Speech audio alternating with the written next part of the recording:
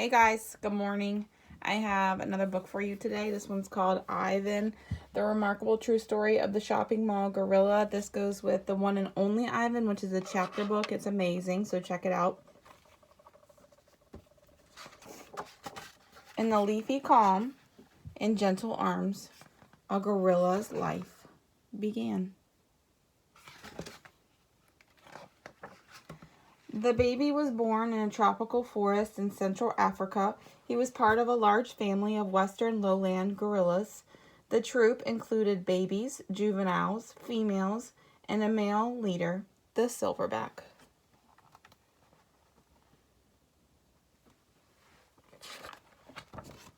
The more the baby gorilla grew, the more he played. The more he played, the more he learned. He rode on his mother's back. He listened to the hoots and the grunts and the chest beats of his father. He watched the older gorillas, clever and quick, as they wrestled and chased and swung from vines. He did not learn about humans until it was too late. Poachers with loud guns and cruel hands stole the little gorilla and another baby. After thousands of miles and endless days in a black, damp crate, at last came light and fresh air. The jungle, green with life, was gone. The gorillas had traveled halfway around the world to Tacoma, Washington. A man who owned a shopping mall had ordered and paid for them like a couple of pizzas, like a pair of shoes. People cooed and laughed and held babies. They dressed them in human clothes and fed them human food. The shopping mall owner ran a Name the Babies contest. The winning names were Burma and Ivan.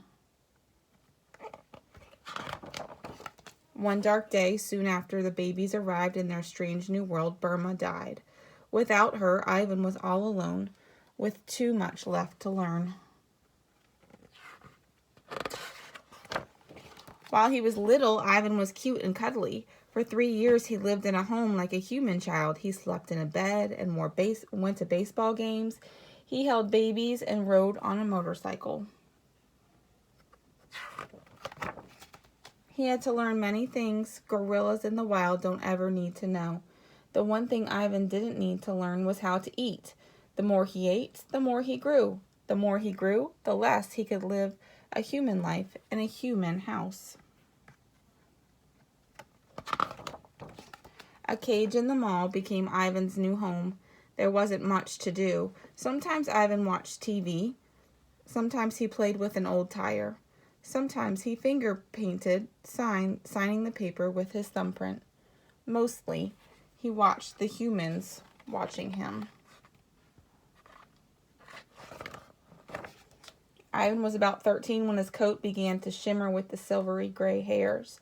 He'd grown into a silverback gorilla. In the jungle, he would have been ready to protect his family, but he had no family to protect. Year after year passed. People began to grow angry about Ivan's lonely life. Children and adults wrote letters and signed petitions and held protests. Ivan lived in his cage without the company of other gorillas for 27 years before he was sent on another journey. This time, the hands were gentle. Zoo Atlanta wasn't a jungle. It was a place with walls. Still, the breeze carried jungle sounds and scents. Scientists who understood the needs of gorillas helped Ivan adjust slowly, carefully, gently to his new life. Finally, it was time. Was Ivan ready? Cameras clicked. Reporters watched. When Ivan stepped onto the cool green grass, the sunlight gleaming on his silver hair, people cheered and laughed and wept with joy. Ivan, the shopping mall gorilla, was in a place with trees and grass and other gorillas at last. In leafy calm and gentle arms, a gorilla's life began again. There he is. All right, this is about Ivan. Okay, there he is, a nice picture of him and his sister. And that's a picture of him. So I'm going to read this to you. It says, the facts of Ivan's early life are not well recorded, but as far as we know, Ivan was born in 1962 in what is now the Democratic Republic of the Congo. He was about 6 months old when he was caught by poachers, traders, who illegally capture and often kill wild animals. It's unclear what happened to Ivan's family, but he was seized with another gorilla, a young female, most likely the infant of a different mother, from Ivan's troop. The two babies were shipped to the B&I Circus store in Tacoma, a shopping center that frequently displayed wild animals including an elephant, a seal, and chimpanzees to attract customers. To advertise their latest acquisition, the B&I sponsored a contest to come up with the names for the babies. The names had to begin with a B and an I. The winner received $500. The little female gorilla, Burma, died shortly after she arrived in the United States, but Ivan survived. For the next 3 years, he lived in the home of a family who ran the pet store at B&I. While there, Ivan had a very human existence. He particularly liked fried chicken dinners swinging from lamps and curtains. He grew too big to handle, and around age 5, Ivan was placed in an enclosure at the B&I and spent much of his time in a small 14 by 14 steel and cement room. He quickly became a popular attraction and was known as the shopping mall gorilla. There was little for Ivan to do in his days, although he seemed to enjoy finger painting and often watched television. Many children grew up visiting Ivan regularly.